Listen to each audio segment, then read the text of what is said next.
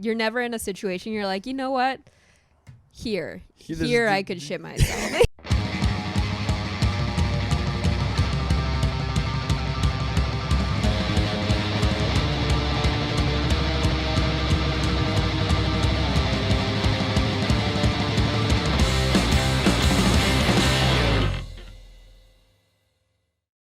You do it. Welcome back to Show Me Yours podcast with Jackie and Jonny. I'm Jackie Agnew. I'm Jonny DeVito. And thank you again for listening, watching, whatever it is that you're doing. However you're taking this in through the ether. If you could mainline us through like an IV bag. If you're absorbing it through your skin cells. There was a show that I used to like called Radioactive when I was a kid. It was on Same. YTV. You liked Radioactive? Fuck yeah. Remember George? yeah. For those of you who don't know, for the listener out there, George was a character on a show called Radioactive in the early 90s for children, where these kids had a radio show in their high school. George had this really crazy hair, and in one episode he was trying to like learn through osmosis, where he would just take a nap on his books and then let all the information seep remember into his this head. episode. Yeah. Do you think anybody's doing that with us? I think so. I hope so. Falling asleep to us. That'd be crazy. The smooth sounds. You know, when me and Kelly were kids and we were into Radioactive, we totally ripped them off and did like our own radio show. We called it a radio show, Jackie, but we just recorded. People have been doing radio for a long time. But no. Technically, we're what ripping off I mean is that Radioactive. we called it Radioactive. Oh. Well, that could be a but problem. It wasn't on radio. It's just like us recording it on our computer. Well, that's just kids having fun. Like, welcome to Radioactive. That's cool, actually, because this is the first episode of now we're going to call our show Radioactive. Yeah. That'd be a way better name for our show. Yeah. Yeah, it actually works really well. Yeah, right? Well, welcome to Radioactive. I'm Jackie Agnew. I'm Jonny DeVito.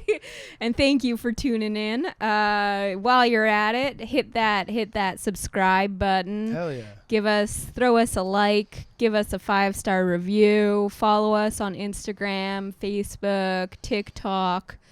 We have a Twitter, but I don't think we've ever. We have a Twitter? Yeah, we made it one night. Oh, yeah. We've done a lot of things. We did a lot of things one night, Jackie. Jesus Christ. But yeah, I don't think it has any tweets on it. Leave us a comment, share it with your friends.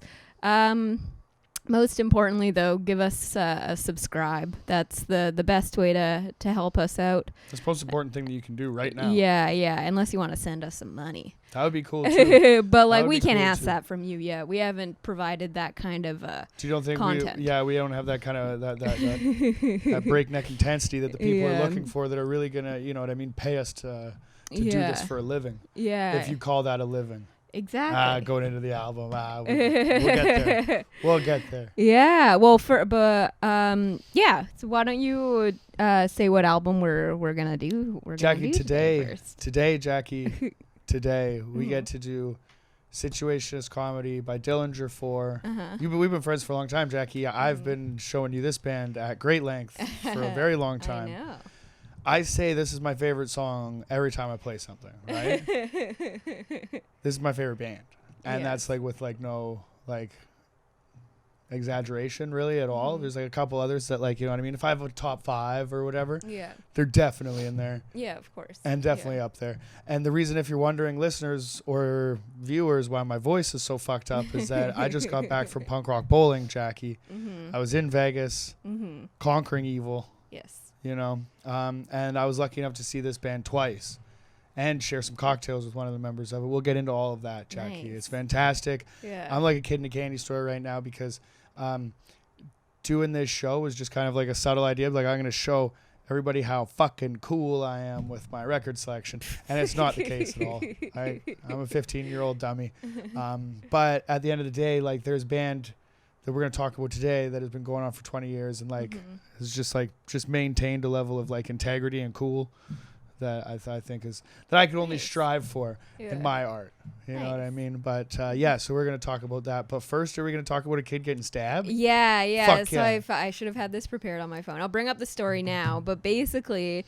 I read the story, Jackie. We could talk about it. Okay, perfect. Yeah. Well, you go into it. I'm just going to bring it up on my phone. Okay, fantastic. Ladies and gentlemen, what we have here is one of the coolest things to ever happen at haunted house because at you know, I mean, at every haunted house, right? One kid was just the baddest motherfucker alive. This is about an 11-year-old kid, right? Yes. So this kid goes into a haunted house with his mother. And there's, you know what I mean, somebody inside there, you know what I mean, flashing around a blade, right? Yes. And this kid's 11 years old, and he knows that haunted houses ain't shit. Yeah, exactly. So he looks at the guy, and he's like, I'm not afraid of you. Go fuck your mother. That knife isn't even real. And the guy goes, oh, word? And he starts, like, you know, scratching on the ground, stabbing it around. And then he stabs the kid in the foot. Yeah. One of my favorite part of the story is that the kid insisted on finishing the haunted house. Dude, that's the best part. But like, that's what I'm saying. This kid is the fucking shit, right? This kid is so cool. Not only is the guy an idiot for bringing like an actual sharpened blade into like a children's haunted house. Yeah, that is he. I hope he's like reprimanded. He shouldn't be working at a haunted house. If there's any, I know we got a couple listeners in Vernon. Shout out to the Vernon Show Me Yours contingency. You guys know the haunted house that they do at City Hall. Jackie, City Hall, like right at the bottom of the hill. You know Vernon, right? Like, you know, like right where the park is at the bottom of the hill when you're coming into town. Yeah. There's a City Hall there. I think it's City Hall. Anyway, regardless, they do a fucking wicked haunted house in that old building, right? And it's actually super scary. I think it's like a 19+ kind of thing. Yeah, and there's like a dude running around the parking lot with like a chainsaw without the thing on, so he like pops out behind cars. He's like, whoa, whoa, whoa. But you could tell that there's no chain on the chainsaw. Right. You know what I mean, right? Yeah, so like it's just like the noise or whatever. Yeah, man. I mean, so if they're, I don't know, rubber knives and stuff like that, and there's one guy who's like, this isn't going to strike fear into the hearts of a 10-year-old like I want it to. I got something. I got the heat for them, right? And he brings in a Bowie knife, which, Jackie, I don't know about you, but I watch a lot of Forged in Fire. Jackie, I've seen upwards like 150 episodes of Forged in Fire. I don't know anything. I've never been in a forge. Jackie, but you give me a piece of 5160 spring steel, I'll bang you out a Bowie knife right now. Okay. Given the parameters of the show, I mean, this thing could be anywhere to like fucking 10 to 13 inches long. It's a fucking intimidating looking knife. Right. Right? This isn't just like a steak knife that homeboy fucking stabbed into kid's fucking toe. Yeah, no, but this is a on the other knife. end too, like, let's give it credit. So this little badass was wearing Crocs. Yeah, which is fantastic. Which is I pretty love cool it. too. Yeah. Right? Did you ever? I used to have Crocs. I used to have Crocs with the little Croc. They had those Croc like decorations that you'd like put. Decoration? It's like a little button that like sticks into the hole, and it's like a little, basically like a pin. Okay. You know, like it would be like a smiley face or rainbow, or whatever. I forget. There was a name for them. So it plugs the holes in the Crocs. Exactly. Yeah. I think I know what you're talking about. Yeah, they were big like back, because now Crocs are like fashionable.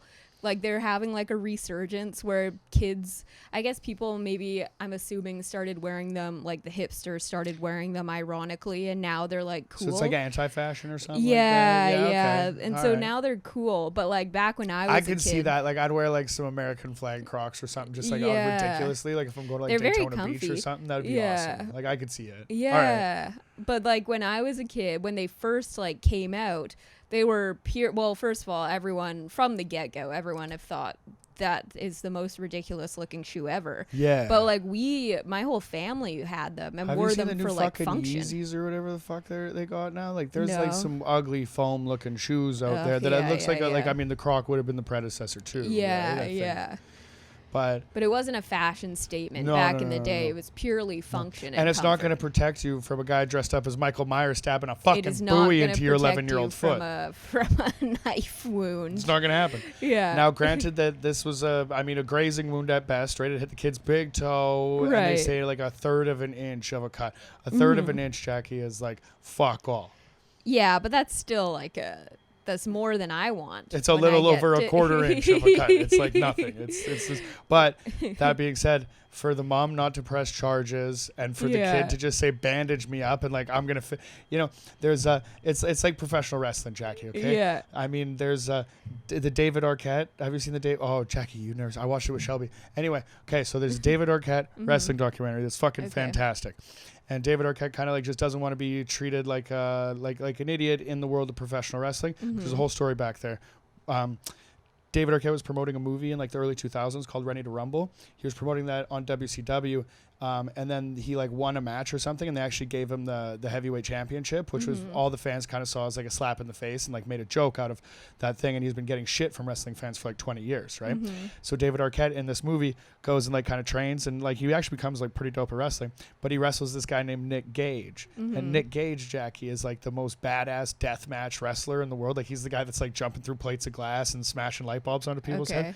Nick Gage fucking breaks a light bulb over David Arquette's head and like fucking stabs him in the forehead with it, and just gets gnarly and ends up cutting David Arquette's neck. So now David Arquette knows that he's got this like fucking potentially fatal wound in his neck, and he's like holding it. What does David Arquette do? He finishes the fucking match. Jesus Christ. It was pretty wild. It's great. Anybody that hasn't seen You Can't Kill David Arquette or whatever, like fucking watch it. It's probably the best wrestling documentary that I've ever seen.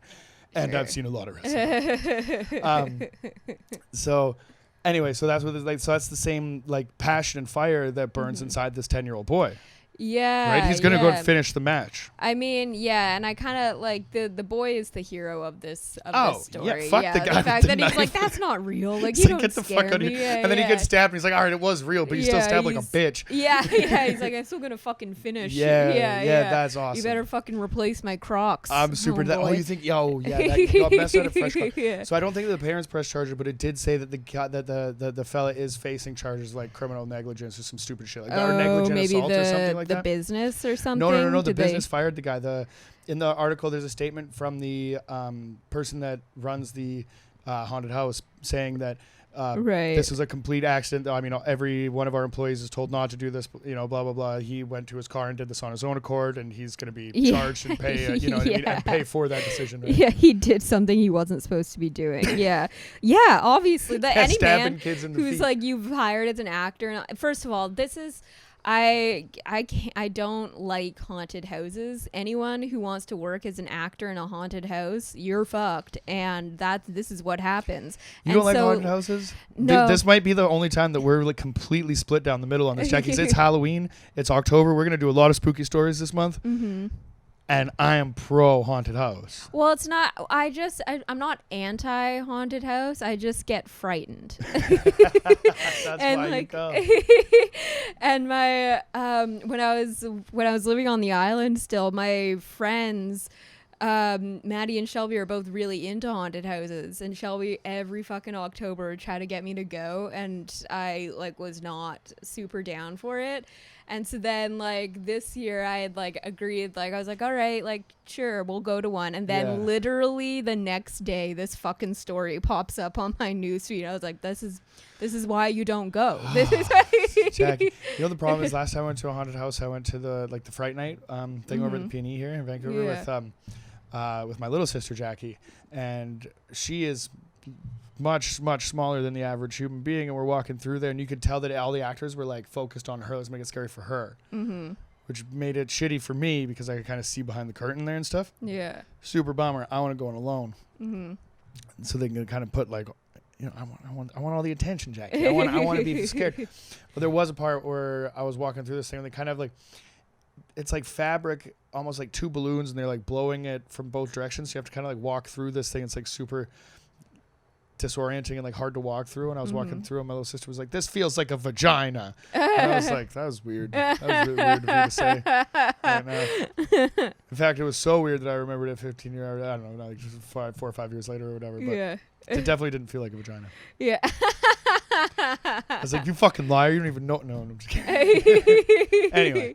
Anyway, moving past that, I think that Show Me Yours, we should do as many haunted houses this October as we can, just to get you in the Halloween spirit. Yeah, I mean, I'm not opposed to it, but I'm cautious. No, Jack, you realize I don't go to a haunted house without a Bowie knife, so like you're gonna be fine. Okay, yeah. And I'm steady stabbing at feet. Like it's okay. It's the first thing that I go for. Why is he on the ground? Why is he stabbing this kid in the foot? Like I understand, like it's like the easiest thing that you could do because like he's probably waving it in his face, and that's not gonna do anything. He knows it's not gonna cut his throat. But I'm gonna get you. I'm gonna get you. The fact that he had a real knife to begin with. Could you It's like he was just waiting for someone to say that's not real. Like that was his intention, because I'm sure as a haunted house actor, all the time people come through like, this is bullshit, like not getting into it, saying this isn't real. Totally. And perhaps this actor had enough of it. He's like, I'm tired of not being taken seriously in my craft. I'm gonna fucking bring my knife out of the car and show these guys what's up.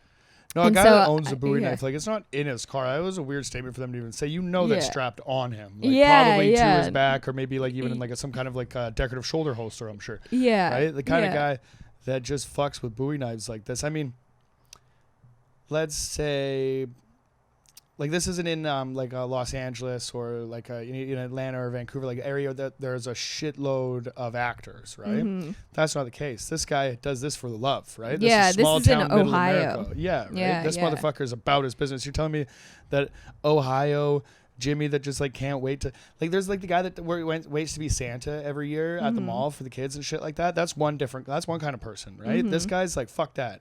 I'm gonna be I'm gonna be the dude that, like, he's got to be a jump scare guy, right? Because there's two different kinds of haunted house kind of like attraction, I think, right? Or maybe three. I guess like you're gonna go and you're gonna see like the ambiance, obviously the way that it's set up and shit like that, but it's usually gonna be like some kind of a like exorcism scene, or like some kind of like surgery gone wrong scene, Frankenstein scene that's kind of acted out that you're kind of like a part of and shit like that. Those ones aren't as scary, you know what I mean? Like those ones are kind of bullshit. Kind of fun or whatever. Like, I can see what you guys are doing and shit, but this isn't Shakespeare in the Park, right? The best ones are the jump scare ones, like the really fucked up. Yeah, those are the legitimate ones. Yeah, absolutely, right? So I mean, that guy's like, fuck all these people. Like, I'm not reading scripts. I'm not doing anything. I live my entire life so that I can jump out and scare children with a Bowie knife, because I'm not allowed at playgrounds anymore. And like there has to be a reason, like, who the fuck lives to do that, right? Yeah, exactly. There's a lot that we don't know about this. And is he creepier than somebody with no kids that can't wait to have kids sit on their lap to be Santa every year? Yeah, that's also a fair point. Yeah, what if he's a beauty though, Jackie? What if that guy lost a child, Jack? Now you're gonna tell me that Santa's a creep too? Jackie, well, no, your opinion's about Santa here. I didn't mean to walk into that. That was a lot of fun.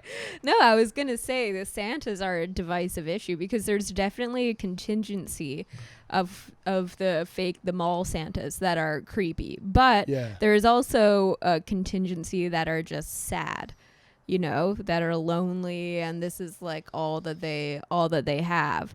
And then I don't know what the rest of them are. Jackie has a psychological dossier on every mall Santa within 20 kilometers from this point right here where we're sitting. But I say most of the time they fall into either the creepy or sad category. Yeah. Like there's no well-adjusted adult playing mall Santa. Like there's some sort of, not to say that they're all like bad people, but that there's something happened. There's a trauma. Perhaps a loss. Do you want to pull your dossiers out? Do you want to get into them specifically? Perhaps the loss of a child. Take Mike, for example, 57. And then they live perpetually just like in that. Perhaps they lost a child on Christmas Eve. Oof. And now they live out that. This is their way of healing, is that they live in this moment perpetually for eternity. What if they do it every Christmas so that they can pull an elaborate heist to rob the mall a la Bad Santa? Well, yeah, that's also a group. All right. A lot of different Santa categories. Santas. Yeah. That's fascinating. But the dude that lives to scare children at a haunted house, do you think this is like a high? Well, sorry, I think it said the kid was only 22, right? We might be painting. This might just be a dumb kid. It could just be a dumb kid. It could be a mentally disturbed person, a young mental disturbed. Yeah, you know how we feel about the mentally disturbed, Jackie. One of us. Yeah, one of us. But we can agree that this is not like a regular. It's not a normal thought process to bring a real knife into your place of work around children and then pull out said knife to prove a child wrong. Totally. And then your point is, this is a real knife. I'll show you. Yeah, like there's two. Yeah, like if you work at like a haunted house or like a place where they have gunfights. Can't bring a knife to either of those two places. That's like the main thing. Yeah, right? yeah. It's like the number one rule when you buy a knife. Yeah. Like it says it on the thing. Every time you buy a knife, it says don't bring to haunted houses and don't bring to gunfights. Yes, absolutely. Yeah, right? Those are the two you have to sign off on. Unless you're this 22-year-old kid who he just must disregard all rules. He looks at gunfights and laughs. He's like, let me bust out my Bowie knife. Yeah, right? yeah, He sees kids going in to have a good time, little trick-or-treating, right? Get a little Halloween candy and shit. He's like, not on my watch. I'm cutting toes tonight. Yeah. I don't kill, Jackie. I cut toes. I cut children's toes. Have I told that story on the podcast? We don't got to do it now, but I don't know if you've told it on the podcast. Oh, okay. Yeah, never mind. Stay tuned. Stay tuned for I cut arm. I cut leg. Yeah. Oh my god, that story's crazy. But yeah, I hope that the child makes a speedy recovery. I want to know more about this fella with the knife. That's what that's what's lacking for me with this story. It's a fun course of events. It is. But I want to know the fallout. Yeah, here. Well, we're gonna I need have to follow a deeper it as we dive go. I mean, definitely. into Like, this, well, Jackie, I mean, like, we're on this. We're on this. Like, we're on the on the porno on the porn lawsuit. You know what I mean? This is the porn settlement, right? Yeah. We have to follow this one. Now, granted, we haven't had a show long enough. And Laurel. At the beginning. Oh, Laurel. Yeah. Oh, Laurel. We're going to put this definitely on the top of the list of stories that we're going to have to follow. Yeah. And then we're going to have to get into this, Jackie, because there's a lot of stories that I have to tell about this weekend. There's a lot of stories that we have to talk about this record. First and foremost, Jackie, what do you think about Dillinger Four? Yeah, I mean, I liked the record. I think that right away listening to it, I really liked it. I think it's gonna be one that like I'm gonna have to pull out the lyrics sheet before it. Fuck. No, I'm just kidding. No, before it like really resonates with me, because again, I was having trouble picking up on lyrics. Oh, I definitely told you. Did I not tell you, Jackie, to read the lyrics? Did I not tell you to read the lyrics? You did not tell me to read the lyrics. Jackie, this is a band. You got to read the lyrics. This really is a band. But I just didn't have time this morning and stuff listening to it. But yeah, no, I really enjoyed it. I thought it was they have a good. I like the mix. The bands that the punk bands that you bring in that have like a melodic element to it as well. Those are the ones that speak to me more. So I enjoyed it a lot. Yeah. I just think I'm gonna have to read the lyrics. Oh yeah. Because like I said, it was hard for me to actually pick out some of the to actually decipher what was being said, because definitely. It's because it hits hard and fast. Exactly. It's tough. Yeah. Sounds fucking tough, Jackie. Yeah. But yeah, I really I enjoyed it. It's also very wholesome, very tender, very sweet. You know what I mean? Yeah. There's a lot that's going on. It goes fast and it goes slow, and then yeah. There's a lot of elements you could say, like from like hardcore to even like more poppy kind of punk and stuff like that. No, I really I liked it. I liked all the titles. The titles on this album. The fun song names. That goes through the entire Dillinger Four catalog. Now it was a shot in the dark, Jackie. We could have done all of them over the course of 20 years. They've only made 4 records. Plus you'll find another one called This Shit Is Genius, which is just kind of like a compilation of everything that's come out on like 45s of theirs, other comps and stuff like that, and just like kind of compiled, put together. It wasn't necessarily, they didn't go into the studio to make the full length or whatever. So basically like 5 albums plus like a handful of songs. Right. You know what I mean? That you really have over the course of like 25 fucking years, right? So extremely prolific. Extremely prolific band. No, not at all. There's something about this band that doesn't. It's like they don't take themselves seriously at all, but you like read like they absolutely do. You know what I mean?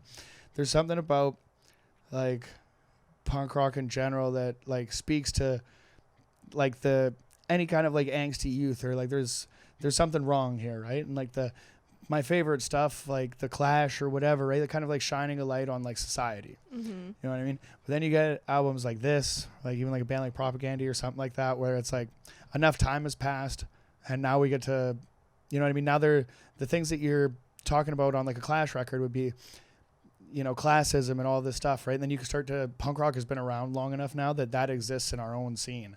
And then when you get to shine a light on that, it's the fucking coolest thing, right? Like there's nothing worse than going to a show where, you know, you're supposed to be one with the people, right? Like this is supposed to be my scene, and then you're kind of looked down on for something, or you're not dressed the part, or you're not, you know what I mean? You don't know the fucking words, you're not dancing right, or you're wearing a fucking t-shirt that this band shouldn't belong here. All of a sudden it becomes a fashion show, and it becomes kind of bullshit, right? It becomes this class system, this elitist thing that you're like, what the fuck? Like, I thought, like, I found this because I was like the outsider, and then we're all outsiders, now we're all together and shit like that, and now I'm supposed to fall in line here. What the fuck is this, right? Yeah. Then you find a band like this, right? And then that's the thing where, you know what I mean? Like they're not the most punk rock looking fucking dudes or whatever, right? When it comes down to it, like you speak like the ideology and shit. I think this band more consistently than any other band, to me, is just kind of like, cause that's the kind of the driving force of a lot of their records. It's like, shut the fuck up. How much art can you take? You know what I mean, right? That really makes me wax poetic a lot. That's the one that I sit there when I'm like, fuck this shit. Yeah. You know what I mean? There's a reason to it, right? There's a reason why. And it turns out they're really good fucking dudes too. You know what I mean? Yeah. That's good to know. Yeah. So on Thursday night, I get to go see Dillinger Four, and Get Dead is opening for them, like two fucking bands that I love very much. Very fucking excited about it. And I get into the show, and it's the first night of punk rock bowling. Yeah. I haven't been to Vegas, Jackie, in fucking years, even before we went to middle school, probably since like 2016. I missed like a few of them before even COVID stopped them. So, needless to say, I was very excited, and I started going really hard. Started going real hard, real hard, and excuse me, the show went off fantastically. And that was only the second time that I've had the opportunity to see them in like 18 years of being a fan of the band. Yeah, you know what I mean. So that was like, it's almost like a religious experience, especially like in a very small indoor setting. The last time that I got to see them was punk rock bowling in 2016, I think, and it was outside, right, which was cool because you're like getting to see one of your favorite bands. So take it where you can get it, right? But it's kind of like the middle of the day. You know, it's like 2 in the afternoon in Vegas heat, and it's really fucking hot. Yeah, it's very different from 2 in the morning. You know what I mean, in a small club, right? Yeah. So I was shitting my pants and having a lot of fun. And then the next morning, we woke up and had to.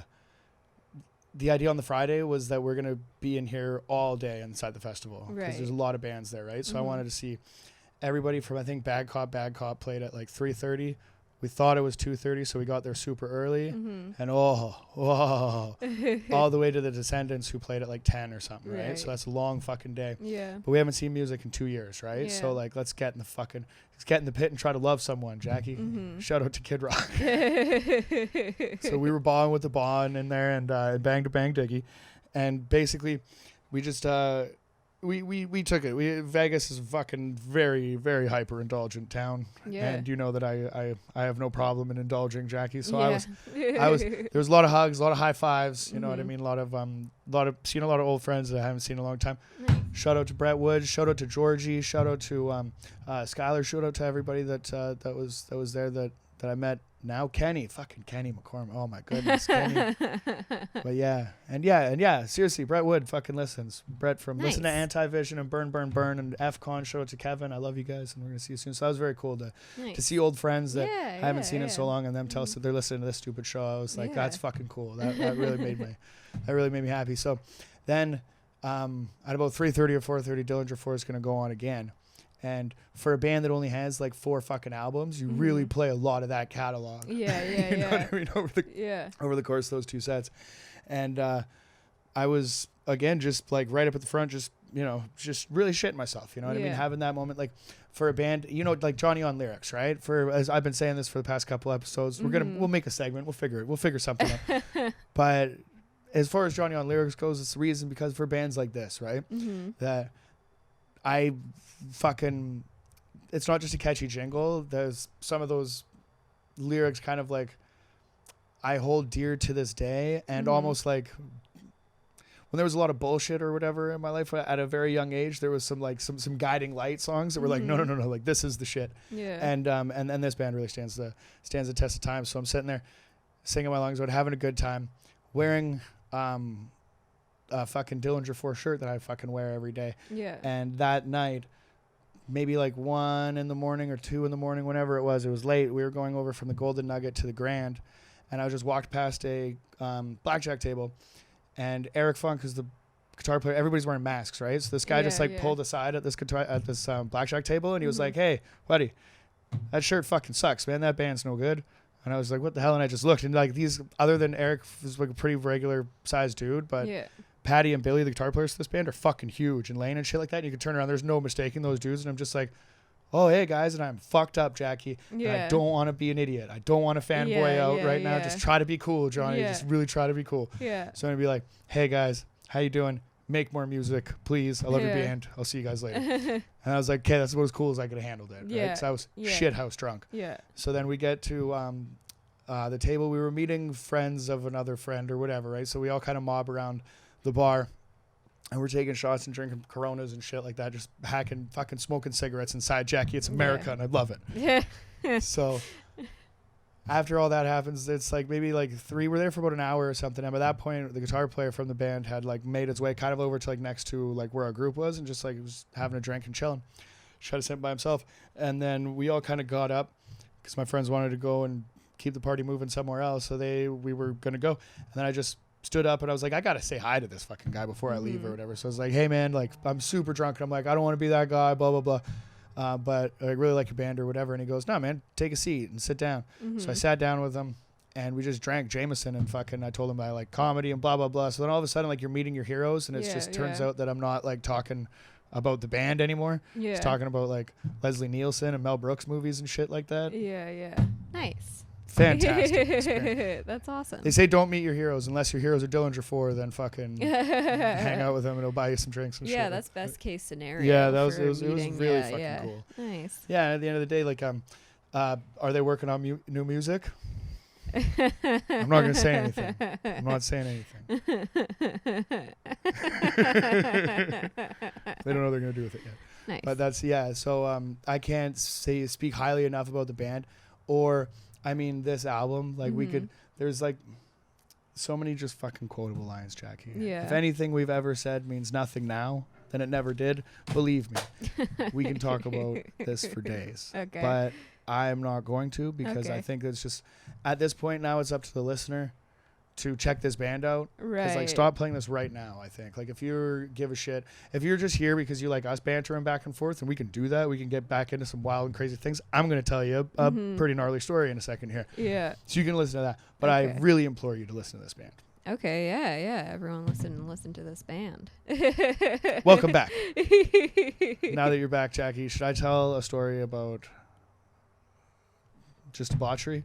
Sure. Should I get into it? Sure. Jackie, I don't want to be the guy that's like always getting into shit. You know what I mean? I try not to be. Yeah. But when you take me away from my community and the people that I love for too long, like, I will take it a little too far. Okay. Which is kind of what happened this weekend. So you know that I like drinking. Yes. And I'm like a fan of food. Yes. Like, I know that it exists. Yeah. But sometimes I don't eat enough of it. Yes. And when I don't eat enough of it, it makes my butthole very soupy. This is, yes, yeah. You've seen this time and time again. Yeah.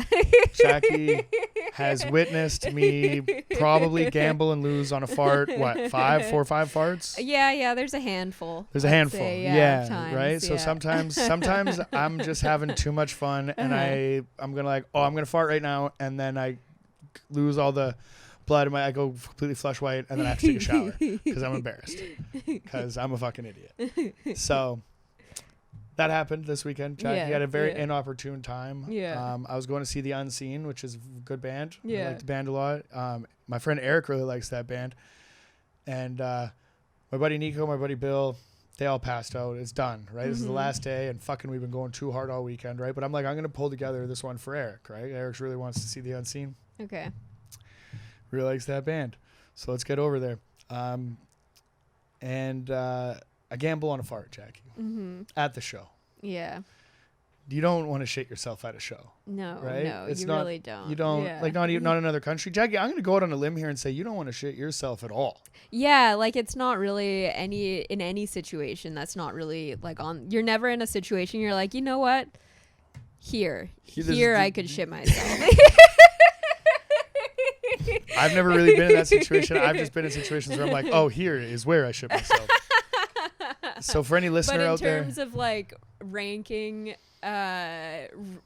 from the bad places to the worst places, definitely at a show is like towards the worser places. It's definitely it's bad, right? So luckily it wasn't packed yet. We just kind of started. I think we saw the first band. I can't remember who they were, but the second band was a band called Starving Wolves, Jackie, and holy shit, stop what you're doing right now, go listen to that band after D4. And then but they were hard as fuck. Yeah, I'll rattle off a few names here, actually, like bands the week that I wasn't seeing or I didn't expect to be so good. We'll make a Spotify playlist. Along with good call. Yeah. Johnny's punk rock bowling experience. Fucking Potato Pirates, man. Set of the weekend. Anyway, sorry. So I'm at this crossroads in my life now where I'm like, okay, well, I've shit myself at the show and my friend Eric is just trashed, and I kind of gotta, like, I'm here with him to see this band, right? So I'm gonna go into the bathroom and I'm gonna see if I can clean this up. And let's just say I cleaned it up, but it wasn't easy. You know what I mean? It was, I took off my underwear. I was going to say, did you like do like a rinse out in the sink? No, Jack, there's too many people. There's too many people in and out. Yeah, so I couldn't do it. So I had to be in the back. So basically what I did was I took the back of the toilet seat off. No, I'm just kidding. I didn't do that. I just sacrificed him, right? I was like, okay, well, this fucked. So I cleaned myself off as best I can. And, got the boxers off, discarded them behind the toilet because, I mean, it's punk rock bowling. What are you going to do? I could put them in the garbage. If I left the stall, the bathroom, it was packed enough at that point that, you know what I mean? You're going to bum everybody out. I forget that men's stalls don't have garbages in them. No. No. God, no. Yeah, no. Get that shit in the corner. And I come back, wash up, and I come back, and I'm like, that was pretty wild. But I feel much better. Right. You know what I mean? So, like... Yeah. You're taking the good with the bad at this point, right? I would just love to see it. Like, if this was a movie, just the camera stops with you exiting the stall and then it goes to like the next person coming in and just seeing like I cleaned the stall up as well too. Like it wasn't just like there's shit everywhere. Well, yeah, obviously. I mean, I did my best, but there was oh yeah, something happened here. You know what I mean? There's like the kid from the Sixth Sense walks in there. Spirits lingering definitely, there. Definitely. So that was upsetting. And soiled underwear. Yeah, I know. So that was upsetting. So I go back in there. And at this point, Eric is fucking trashed. He's up at the stage or something like that. And I run back into a friend of his, this girl named Skylar, and we're hanging out, get another couple drinks. And then I start really enjoying this band, right? The Starving Wolves that I was telling you about. I was like, these guys fucking rip. Like, this is awesome. And I see my buddy Eric, like, way up at the front, like, rocking the fuck out. So I get this, like, I get the urge, Jackie, right? Yeah. I get the adrenaline of going like, I'm getting the fuck in this pit right now, and I'm gonna try to love someone. I'm gonna ball with the ball here, Jackie. Yeah. So I pound my fucking drink, and I throw it into the crowd, and I chase it into the thing, and I'm like, wow, you know what I mean? Just mosh around, do the little circle and pitting and shit like that, and I'm having a great time. And then I realized, like, oh, all the drinks that I just drank now are coming back. Now, Jackie, you can shit yourself at a show and you can throw up at a show. Yeah. But when you shit yourself and throw up at a show, you should leave. Yeah. You should leave for everybody's sake. Yeah, so that's kind of, I'm rocking with my buddy Eric. We're having a good time, and I could just feel it, and I'm like, oh, fuck. And it, like, comes up in my mouth, and I just, like, immediately catch it and swallow it. And I'm like, this is pretty gross, guys. I'm sorry. Disclaimer for any listeners coming up. But I turn around, and there's all these people behind me that are moshing and shit, but they can see like the look in my eyes, and they can see my hand on my mouth, and they're like, holy fuck. And they like kind of like clear this little, like, it's like Moses part in the goddamn sea of punks. And I'm like going through them, and I fucking puke, and it goes like right through my fingers, Jackie, like so much pressure. It just like pop. And there's like 5 fucking people that are sitting right there that just got it, like some in the chest, maybe somebody in their face. Like it was so bad. I felt terrible about it. And then, so I rushed back into the stall, and there's security that's probably like, Jesus fucking Christ, man. This guy. And at that point, I'm like, this is fucked, right? Yeah. Like, I'm same stall? I can't remember. Okay. I don't know. At this point, I was pretty trash. Yeah. And then so I take care of it there. I get the rest out, and I fucking wash myself off. And I go back, like, trying to find, like, the people that I puked on, like, apologizing, buy some drinks or something like that. Yeah. Like I felt pretty poor about that. But by then, this band Defiance was coming on, and then the Unseen and shit like that. So like to say, like the hardcore kids, like the crusty kids were there, was to be like an understatement, right? So if you're looking for like 4 kids with mohawks and like ripped shirts, you're looking around, you're like, there's 400 of these kids here right now. Like I couldn't find the specific ones. Yeah, the ones covered in your vomit. I'll never forget what they looked like though. Like, I mean, I know exactly what they looked like, but I just couldn't fucking find them. I felt really bad.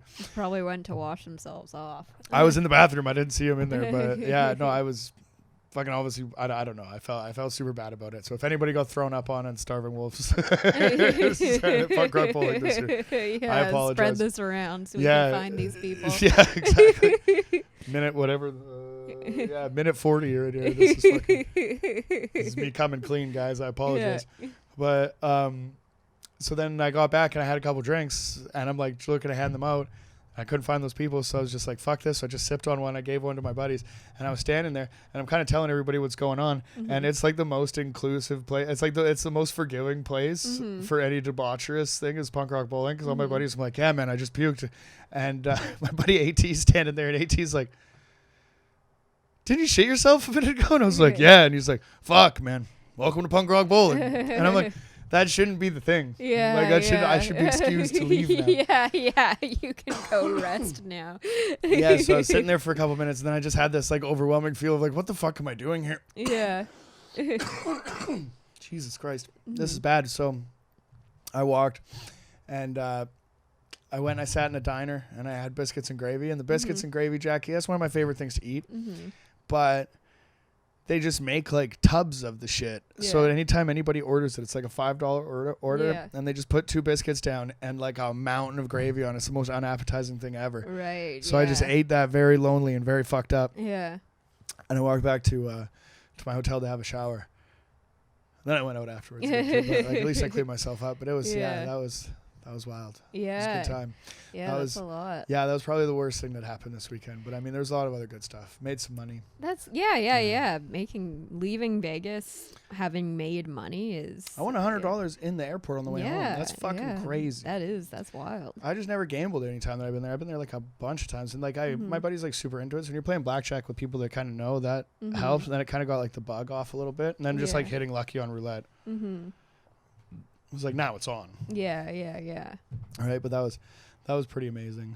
And then, what else happened this weekend? I cried during Leftover Crack, Jackie. Yeah. I cried. That was, rest in peace to Alec Bailey, the bass player at Leftover Crack. And yeah, we were old guys standing at the back, me and Bill. I'm looking at him, and he's looking at me, and then we stopped looking at each other, and we both just wiping our eyes. But that was like, they had all those pictures going on the back there, and then, for that band to come out and just say there's like Narcan at the thing, you know what I mean? Like, let's be visible about this thing. Like, don't pretend these things aren't happening. People are partying, and don't let them party alone and all that stuff, right? Like, that was very important to just be like open and honest about that shit. And then, for a band just to take like a giant box of fucking Narcan things and throw them into the crowd, it was the weirdest. Yeah. You know what I mean? It wasn't like, like confetti at like an EDM festival. It's like, oh, this is what people actually need here. That was kind of like a cool thing to see and stuff like that. And then by the time they played Rock the 40 Ounce, and I was just like fucking gonna fucking tear up right now doing it.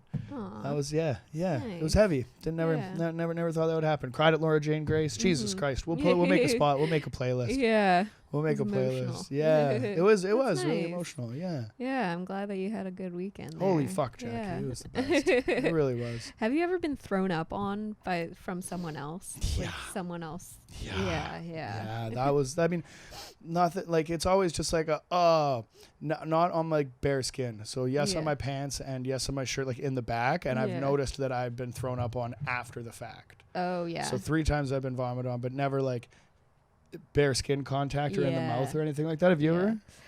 I'm trying to think. I'm sure I must. There definitely was. There was one time where I don't think I was thrown up on, but it was like 3 of us in a hotel room, and we were all throwing up and like it was like the fucking Office episode where they all start throwing up because everyone throwing up and like the smell is making everyone throw up, and it just like feeds into itself. It was that situation in like a hotel room, the 3 of us, and there aren't 3 good places to throw up in a hotel room. There's only 2. Yeah. And then somebody's got to go tub, and nobody wants to go Well, tub. what we did was one of us went garbage can.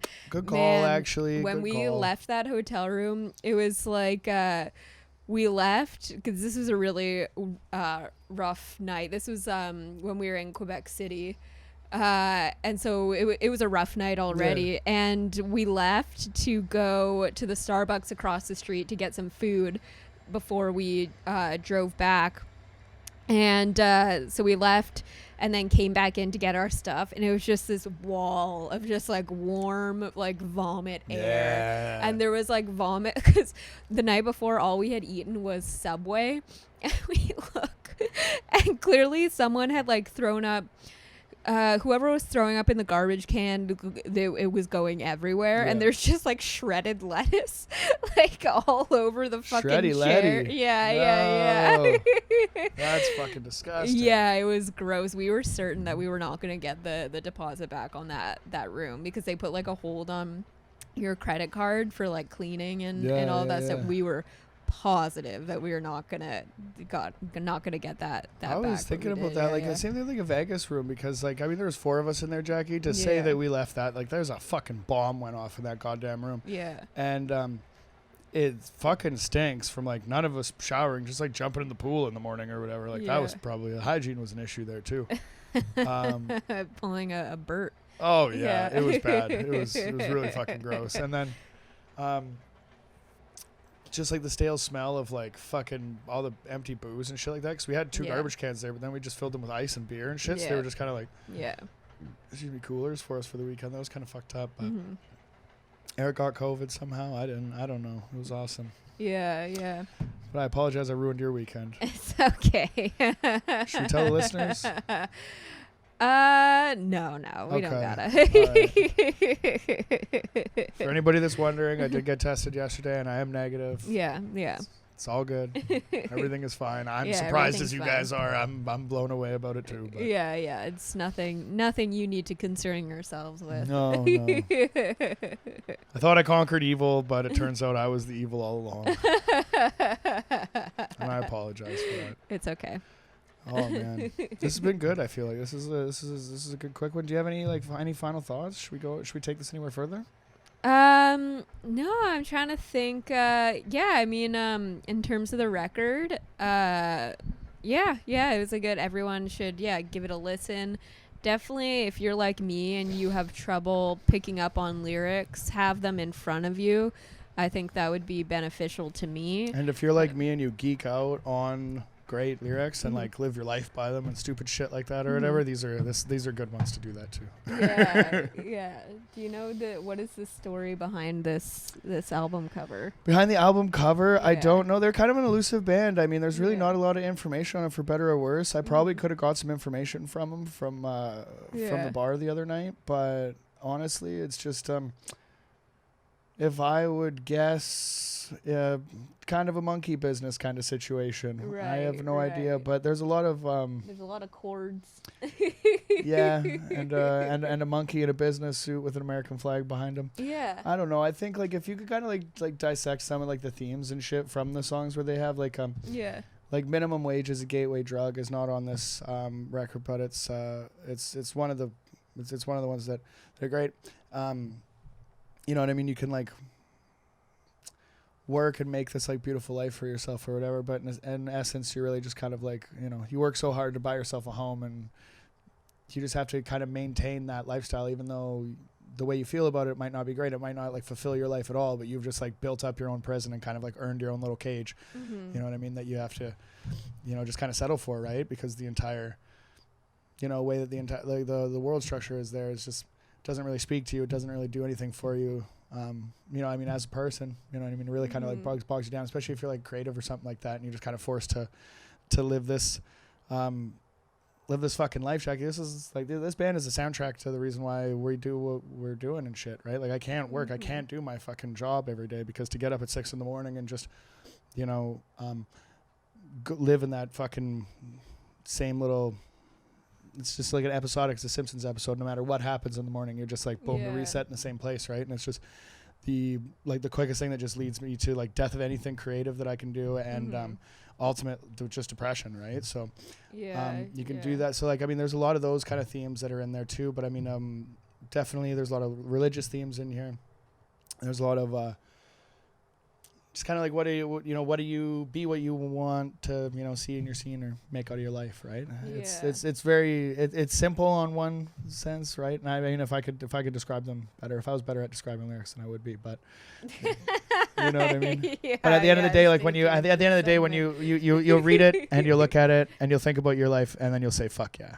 Yeah. That's the easiest way that I can describe it. Yeah. We have a music podcast? That's cool. And don't wear Crocs in a haunted house. Or do wear Crocs in a haunted house and tell everybody to go fuck themselves, because that kid is the shit. I was trying to figure out what that story reminded me of. It's the Friends episode where it's the flashback to Thanksgiving. And Chandler gets his toe cut off with a knife by Monica, and he's wearing wicker shoes, and so it just like goes through and like slices the tip of his toe off. I don't remember that at all. It was like, it's like a flashback episode, and it was basically like the first time that Chandler saw Monica after she like lost all the weight. And because she always had like a crush on him, she had like a crush on him from like meeting him previously at Thanksgiving when like Ross brought him over and they're in like their fucking like flock of seagulls. Like, I remember outfits. that. Yeah. Wasn't that the prom? No, I believe they first met at Thanksgiving. But I could be wrong. Maybe it was the prom. But anyways, so this is the first time Chandler sees Monica after losing all the weight, and so she's wearing this like tight dress and is like trying to be like super like seductive and stuff to like lure him in and then like shut him down. And so she is in the kitchen talking to him, and she's like trying to be like sexy, and so she puts like the carrots like between her fingers and stuff, and it's like, and like rubbing this like knife like against her stomach. And then something happens and like she drops it, and it's like just the shot of like the knife in the air, and then like goes right down onto Chandler's foot and like pierces through his wicker shoes. They have like the toe in a sandwich bag. They go to the hospital and stuff like that. Okay. Yeah. I do remember that. So that's what this reminded me of. I was trying to remember. Also, if you guys have any fun stories to come across your oh my god, if you've plate. ever pooped or puked at a show, and or if you've ever been to a haunted house and anybody's been stabbed. Sure. Oh, I was gonna say if you I thought that would see have been anything. great. Well, yeah, definitely that. Let us know. We want to hear all of those. But I was also gonna say if you come across any fun like news stories that you want us to talk about, let us leave a comment or something. Yeah, because it can be hard to find these sometimes. Jackie already does enough work for this fucking show. Help her out. Yeah, if you have any recommendations or requests, just drop a comment. Honestly, any engagement at all. Buy us some wings, you know what I mean, or cauliflower. Yeah. Some vegan wings, some cauliflower. We're open to all of that. We are for sale, ladies and gentlemen. Remember that. You know what I mean, at least to the highest bidder, or you know what I mean, to anybody that just wants to have a good time. Yeah. Hugs and high fives, world peace. Exactly. Anything else? Nope. Cool. Yeah. Thanks for watching. Give us a share and talk to us. D4.